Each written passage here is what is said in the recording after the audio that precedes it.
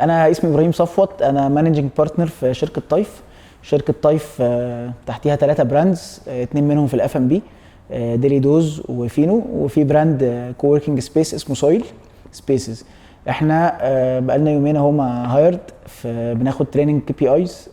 بصراحه التريننج كان بصراحه حلو جدا، لان احنا اغلبنا او كل اللي كانوا قاعدين تقريبا ما كانوش يعرفوا حاجه عن الكي بي ايز، وكنا عايزين ان احنا بنحط دلوقتي الاوبجكتيفز وعايزين نعمل ايه السنه الجايه، وكل ديبارتمنت وكده. الديبارتمنتس كلها مختلفه، فاينانس واتش ار واوبريشنز وماركتنج، كل الديبارتمنتس كانت حاضره، بلس ان التو اندستريز مختلفين اللي هي سويل او الاف ام بي. فكل الناس دي كانت قاعده مع بعض، والحمد لله حصل انتراكشن كويس قوي بين الناس والترينر طبعا. بلس ان هو احنا كنا فاهمين حاجات تانية خالص عن الكي بي ايز، وضحت لنا في التريننج. يعني كنا فاهمين مثلا الكي بي ايز دي هي الاوبجكتيفز، في حاجات كتير قوي اتعلمناها. والتريننج ما كانش بس نظري، بالعكس كان في كويزز بتتعمل، جيمز، انتراكشنز كتيره بيننا وبين الناس. فالتيم كله انبسط الحمد لله، وان شاء الله بقى نكمل في تريننجز تانية يعني.